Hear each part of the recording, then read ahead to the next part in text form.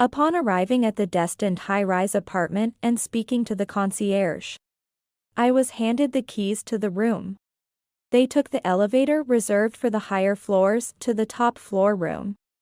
Wow, how lovely.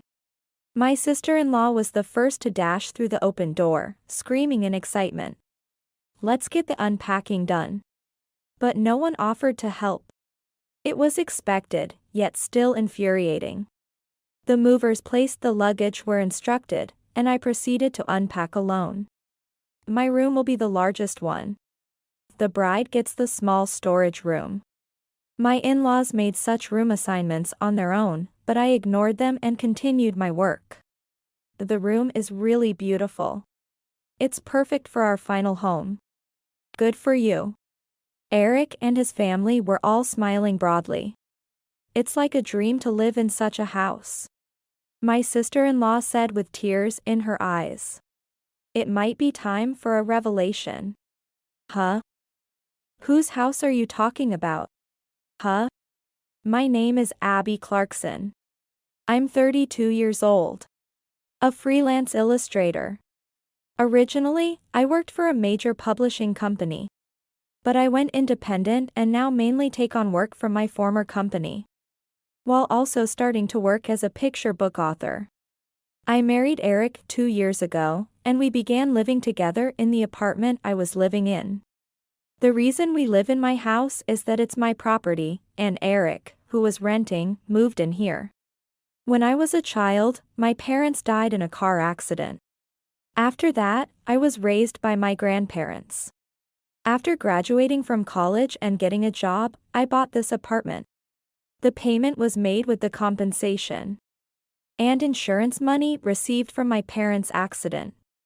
My grandparents raised me without touching that money and gave it to me when I graduated from college to use for myself. I bought this place because my grandparents went into a facility after they finished raising me. The couple had reserved a spot in a facility, intending not to burden me with caregiving. After much thought, I bought this apartment because it was accessible by a single train ride to my company and easy to visit my grandparents in their facility. My grandparents said there must be other ways to use the money, but I felt this was the best use for it. I have been living here for almost 10 years now. 10 years until I lost my parents, and 10 years with my grandparents. It's almost the same. It means I've spent a third of my life here. It's a home I've grown quite attached to. I met Eric at a friend's wedding after party. He was a colleague of my friend's husband. There were many of us of the same age, and from that time, a group of us started hanging out together. Eventually, a few couples formed, and some have gotten married. Eric and I were one of those couples. Eric was cheerful, and him just being around seemed to brighten the room. I was attracted to Eric from when we first met. I admired his cheerful nature, something I lacked, and thought he was a wonderful person. However, that was just Eric's public persona. And I soon came to know his other side after we got married.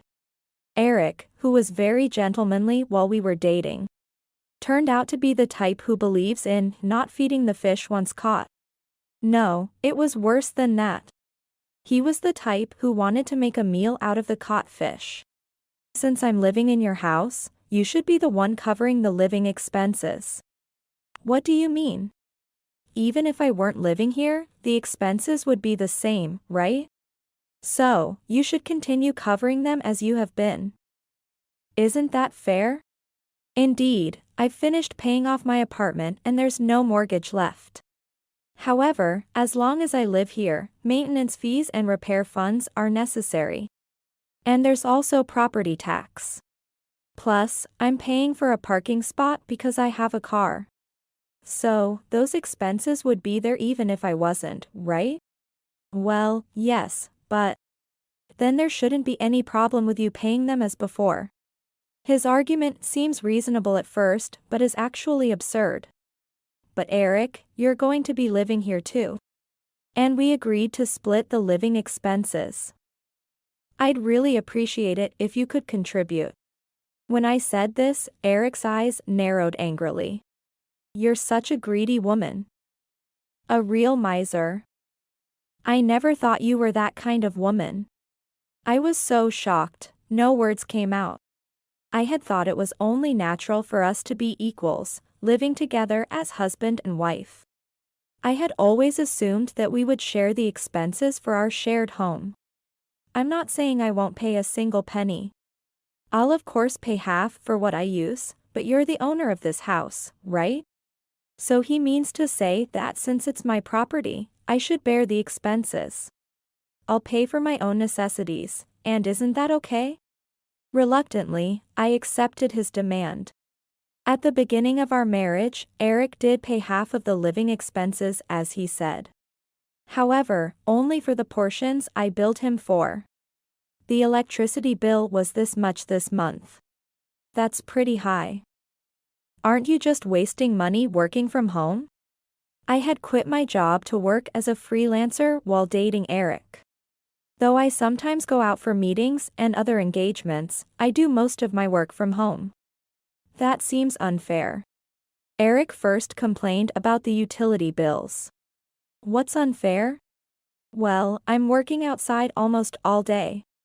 And yet, I have to pay for your share of the electricity bill when you're working from home? What an argument. I was too astonished to respond. I only use a bit of electricity when I come home and before I go to bed. So I shouldn't have to pay half, right? Following that logic, Eric started paying only a minimal amount. The same went for the gas and water bills. I tolerated it for the time being. Indeed, Eric was only home for a short time each day. The utility bills obviously increased with an additional person. But it's impossible to accurately determine who used how much of what. Despite his complaints, we were sharing the living expenses, so I silently accepted Eric's reasoning. Looking back, I'm appalled at how foolish it was, but at the time, I thought it was necessary. I decided it was better to endure this and maintain a peaceful marriage than to argue about such strange things from the start. Apart from money issues, Eric was as bright and fun as he had been before we got married. Of course, the money issue always bothered me, but we weren't struggling to live. And I thought it was more important to spend our time together pleasantly. But that supposedly happy time began to feel increasingly precarious. More overtime, seriously, they need to cut it out. Eric said grumpily, and his return home became later and later. Are you okay with all that overtime? There's a guideline that says more than a certain number of hours a month is dangerous. I think the Ministry of Health, Labor and Welfare said to keep it under 45 hours a month. You don't get it. Those are just superficial numbers. A good salesperson doesn't just work the hours that can be clocked on a time card.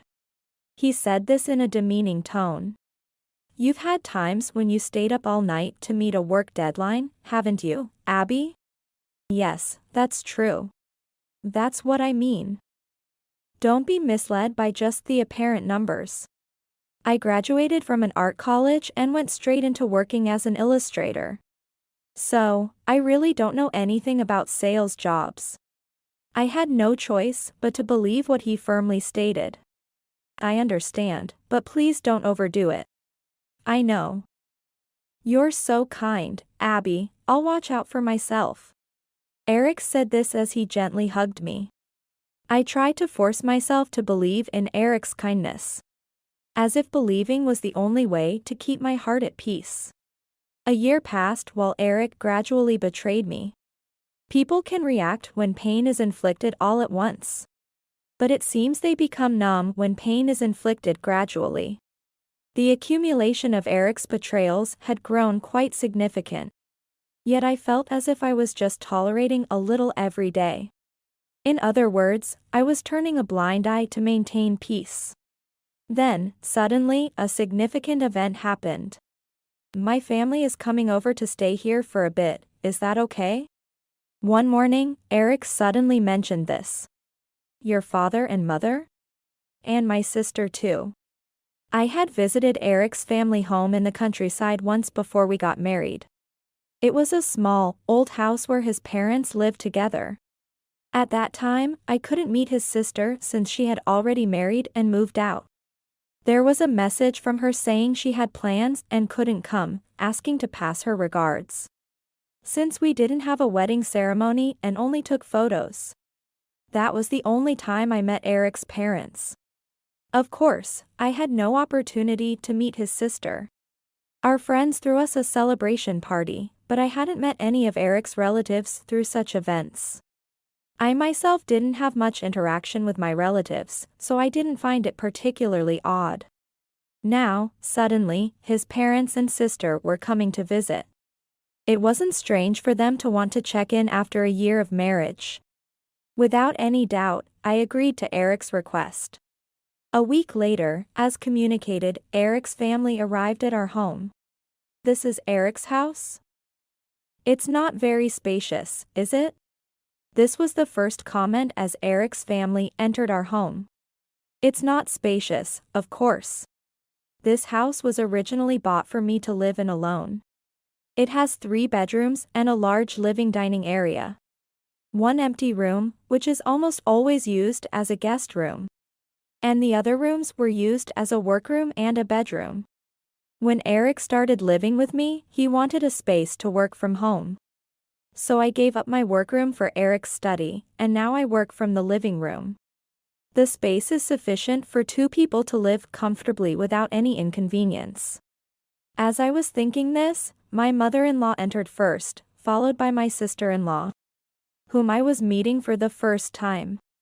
"Really, it's smaller than I thought. Are you going to live here together from now on?" "It's small, but bear with it. There's a saying, anywhere you live becomes your home. Well, it's better than nothing. We'll manage to live here." "Live here?" I wondered how long they planned to stay. As I was ponderously thinking this, Eric spoke up with an irritated voice. "Hey, what are you spacing out for? Hurry up and help carry my parents' stuff." "Oh, sorry. Which ones are their luggage?" I expected maybe a small amount of luggage for a brief stay, like a duffel bag. Looking inside the entrance, I found nothing. "Where are you looking?" "Outside, outside." In a rush, I looked down the hall from the entrance to find about 10 cardboard boxes piled up. Cardboard boxes for a visit to their son's house? It didn't make sense. But leaving them in the hallway would bother other residents. Luckily, none of the boxes were too heavy. And I managed to carry all of them into the living room by myself. Since it's a combined living and dining area, it's quite spacious. Though it was in the way, stacking them up secured enough space to put them. During this time, Eric and his family were sitting and talking. "Once you're done moving the boxes, make some coffee. Hurry up, everyone's tired." Overwhelmed by the situation, I reacted reflexively to Eric's command without thinking. Really, what an inconsiderate bride. I'm worried about the future. I'll sleep in this room. While I was confused and making coffee, my sister-in-law declared our bedroom as her room. "Ah. That's fine. I'll sleep in the guest room with Mom and Dad. It's been a while since I could sleep with Eric." A family moment without intrusion. They were having a family moment as if I didn't exist. Our house only has the bedroom, a guest room, and what is now Eric's study, which used to be my workroom. Where am I supposed to sleep? And how long will this situation last? It seems when faced with situations far beyond their common sense, people can't think properly. While I was stunned, it was already too late. The next day, or rather, the moment Eric's family barged in, the worst phase of my life began. "Hey, isn't the food ready yet?" "Sorry, I'm preparing it right now." "You're so slow." Eric is really patient with such a wife. Eric's family did nothing but laze around the house all day and treated me like a servant. At first, I thought it was just a matter of enduring for a few days, playing the part of a good wife. However, as I overheard conversations between Eric and his family, I realized this was to be a permanent situation, and I had an awakening. The story goes like this. Eric's family had fled from their hometown. The reason was that my sister-in-law had returned home after getting divorced. The cause of the divorce was her infidelity. She had affairs with several men, which eventually all came to light. She was sued for damages by her ex-husband and the wives of her lovers, resulting in debts she couldn't pay, leading her to flee to our place. Eric had told me his family owned their home, but that was a lie. Originally, the house belonged to Eric's maternal grandparents, where the grandparents lived. Eric's parents, who lacked living skills, moved in, and after the grandparents passed away, they just stayed there. The real owner was Eric's maternal uncle, who had been asking them to leave for a long time, but they forcefully stayed.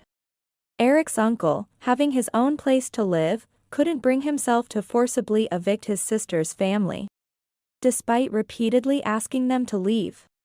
When my sister-in-law incurred a mountain of debt from her divorce, Eric's parents decided to sell the house to pay off the debts. Upon learning this, Eric's maternal uncle became furious and threatened legal action, prompting the family to flee with whatever they could carry, ending up at our place. Those 10 cardboard boxes, which I struggled to bring into our home on their arrival day, contained all of Eric's family's possessions. I didn't know nor want to know what was inside those boxes, but it seemed unlikely there was anything of substantial value. Overall, Eric's family had arrived at our doorstep penniless. And now, they seemed to plan on leeching off us indefinitely. Among such a family, Eric was miraculously intelligent. He was able to get a scholarship for college due to his academic abilities. From the outside, he didn't look like a member of such a family at all. He continued to play the role of a refreshing young man, landed a job at a somewhat reputable company, and met and married me. I couldn't see through Eric's true nature or his family's real situation. Now, with no parents of my own, I was completely alone. I have a job and own my home. To Eric, I must have seemed like an easy target. Absolutely not. Now that I know everything, I have no intention of quietly playing the role of a slave. I refuse to be manipulated by such a despicable family. I started thinking about how to fight back and began to take action the next day. For now, I had to act compliant. I couldn't let Eric or his family catch on to my plans. I planned to catch them off guard by acting suddenly, just as they had suddenly come here. I continued to pretend to listen to everything Eric's family said. And about a week later, my sister-in-law demanded something from me. To give me some money. As she said this, she thrust her open right hand towards me. Such a direct approach to mooching. It infuriated me, but I had decided not to resist for now. I handed her a few bills. Is this all? Don't you have more? This is all I have on me right now. Then your card will do. Absolutely not. If I gave her my card, there's no telling how she might misuse it. I can't lend you my card. I'll withdraw some money from the bank tomorrow. So please wait until then. I managed to silence their complaints with that promise. No matter what, I would not hand over my card. That night, after Eric came home, he complained about it. You could have at least lent her your card. You really are greedy. I was astonished by his words but apologized, considering my next steps. I'm sorry. I was worried about the problems it might cause if something happened. What do you mean, if something happened? I was afraid of what might happen. If your family used a card with a different name on it and then got arrested for fraud. Eric seemed satisfied with this reason. Then make a family card for them. I'm counting on you. Understood. I agreed, but I had no intention of actually doing it. About a month later, Eric asked about the status of the family card. Eric's family had asked for money several times. And perhaps they were getting impatient for the card and had urged Eric to ask me about it. Sorry, it seems I can't make one. I said this with feigned disappointment. I hadn't applied for a family card and didn't feel disappointed at all. Why not? They said your family counts as relatives, not immediate family. So they can't be recognized as such. Apparently, it's not possible if they're just living here temporarily. Eric's family had just barged in without any formal arrangements to live together. They haven't transferred their residency registration. So it seems they're not considered to have a residence here. Is that so? He seemed to have no choice but to accept this explanation. Well, then we should just transfer our residency registration. Right, we're going to live here for a long time anyway. I get the paperwork started right away. Incredibly, Eric's family ordered me to handle the procedures. About that, I was thinking. This house might be a bit small if we're going to live here permanently. Now that you mention it, that makes sense. Maybe that's why, Eric, you haven't been coming home much lately. When I said that, Eric made a slightly annoyed face. I've been staying at a hotel because I've been working late due to overtime. Oh, that sounds tough. Thank you for your hard work. That's why I was thinking, why don't we move out of this house? Eric and his family were surprised by my suggestion, their eyes widening. This house was originally bought for me to live alone. And while it was manageable for just the two of us, Eric, it's a bit cramped with the current situation. That's true. Look at this. Wouldn't you like to live in a house like this? I showed them the brochure for a new high-rise apartment in the sub-city center. The brochure featured photos of the top-floor room. It was spacious with large windows offering a view of the city below. Where did you get an apartment like this? I thought it was cramped as it is, so I decided to go for it. I sold this place and bought that one with my grandparents' inheritance and my savings. That sounds good. This place isn't bad, but that one is obviously better. Eric and his sister, who had been looking skeptical, suddenly softened their expressions when they learned the payment was already completed. Well, aren't you thoughtful? I've changed my opinion of you for the first time. Indeed, I might even acknowledge you as our daughter-in-law now. Eric's parents also nodded to each other with smiles. Thus, the move was smoothly agreed upon. About a month later, the day of the move finally arrived. It was a bit sad to say goodbye to the house I had lived in for many years. But it was for a brighter future. After loading the luggage onto 2 trucks, we departed for the destination in 2 taxis. Upon arriving at the Target high-rise apartment and speaking to the concierge, I was handed the keys to the room. We took the elevator reserved for the higher floors to the top floor room. Wow, how lovely. She was the first to dash through the open door, screaming in excitement. Let's get the unpacking done.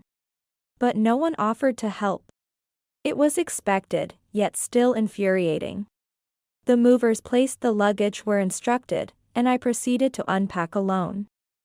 My room will be a large one. The bride gets the small storage room.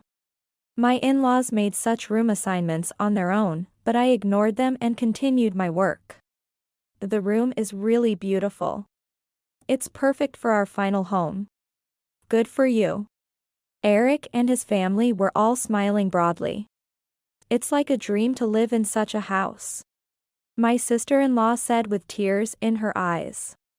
It might be time for a revelation. Huh? Whose house are you talking about? Huh? It was a good timing to bring them back to reality. Why would you think you're living here? What are you talking about? This is our new home. It's obvious we're going to live here. What? I feigned shock. This isn't your house. This is the house I bought to live with my grandparents. But you asked if we wanted to live in a house like this. My sister-in-law started making a fuss. Yes, I did ask that. But I only asked if you'd like to live here. Not that you could live here. Just as I said, I never mentioned living together. Who would want to live with these people forever? So, I would like you all to leave immediately. I am the owner of this house, and the landlord is telling you to leave. Please listen without causing any trouble. Don't joke with me. Eric stomped his foot down in anger, his face turning red. You just need to listen to me, because my family and I are going to live in this house. If you don't like it, you can leave. Yeah. Get out. That's right, that's right. Eric and his family were pressuring me to leave. I contacted the concierge through the direct intercom on the wall. Excuse me, there are some strange people in my house refusing to leave. And they are trying to evict me, the actual resident. Please come immediately. As soon as I finished speaking, a siren blared inside the room. What's this? So loud. Stop it right now. The guard arrived at the room immediately after the alert. High-end apartments indeed. These are the apartment's guards. If you don't leave now, I'll call the police. Hearing the guard's voice through the intercom at the entrance asking what was happening, Eric's family started to panic, realizing I wasn't lying. Though the guards had arrived, Eric's family was begging them, practically groveling, to listen to their story. I decided to listen out of curiosity. I was curious about what Eric had been telling his family about me. He had been saying I was a pitiful woman with no relatives. Someone who couldn't survive without him, so he was kindly letting me stay. He had also said it was like having a housemaid that they could use as they pleased.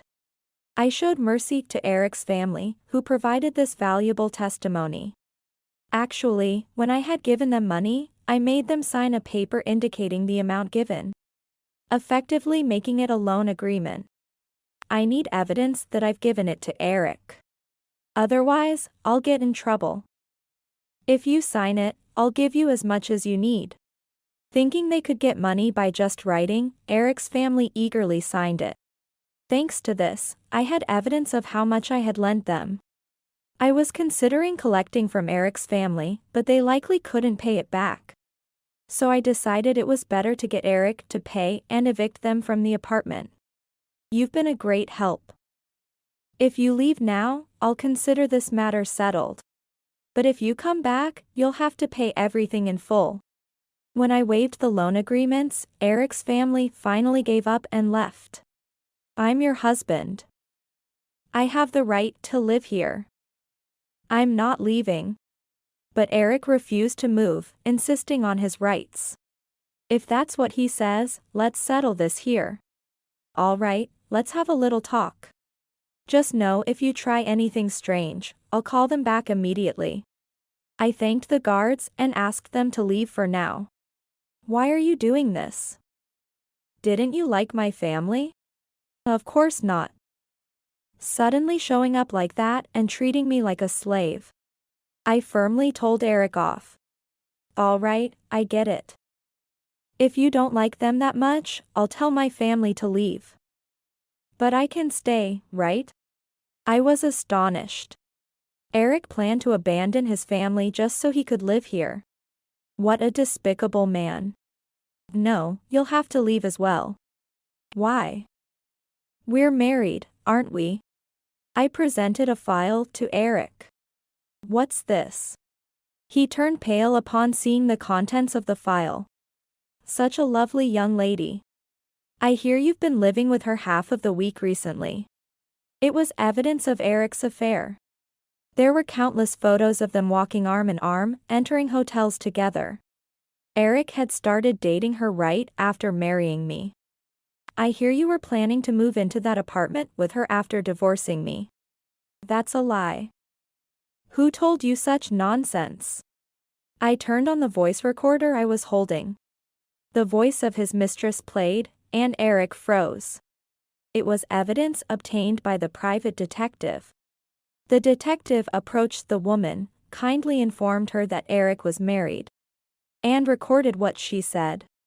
She proudly claimed that Eric was in the middle of divorce proceedings and intended to live with her in Eric's apartment after kicking out his ex-wife. Eric had told his mistress that I refused to agree to a divorce, and that I would soon be tired of being exploited by the in-laws. He believed I would eventually leave quietly. The mistress believed she was the only one Eric loved, claiming that his relationship with his wife had completely cooled off. She laughed, saying that true love would triumph in the end.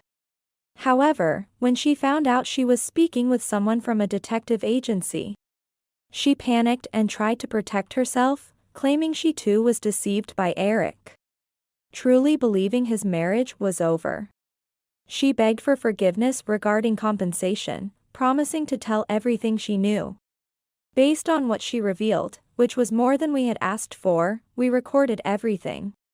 That recording contained the entire conversation.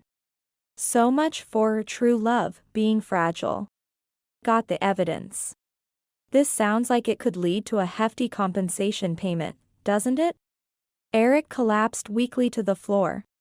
Your belongings have been sent to that woman's apartment, so you can live there from today. Now, please leave. I contacted the concierge again and had Eric, who was still slumped over, removed from the premises.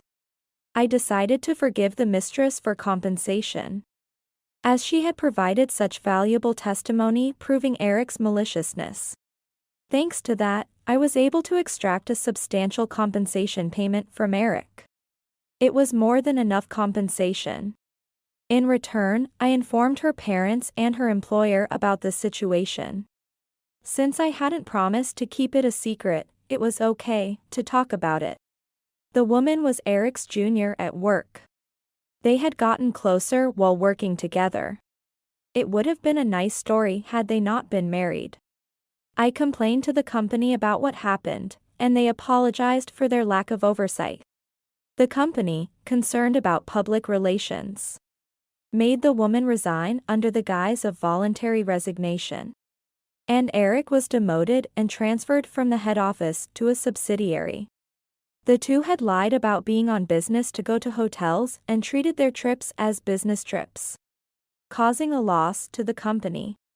Given the damage they caused, such measures were only natural.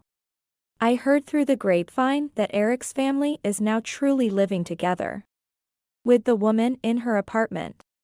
They're insisting that Eric and the woman take responsibility for their predicament, staying put in the apartment where Eric and the woman had planned to live.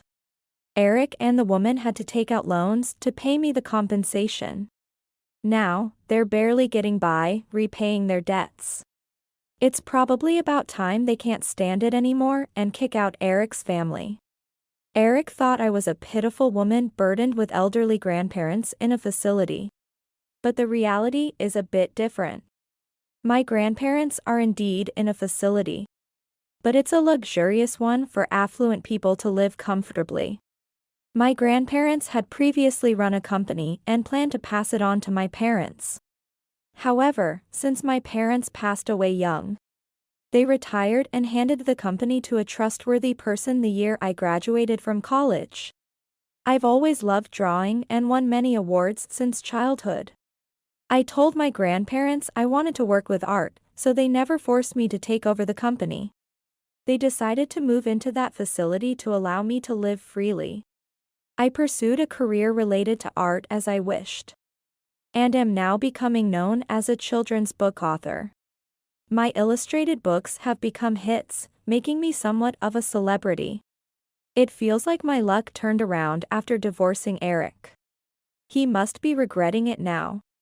I bought that high-rise apartment with the money from selling the previous apartment, my parents' inheritance, and my book royalties, wanting to live with my healthy grandparents again. Of course, we'll keep the facility as an option, in case one of my grandparents needs intensive care later on.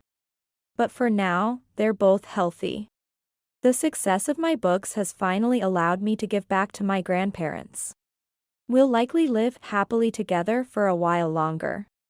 Despite the trouble caused by Eric, my future looks bright.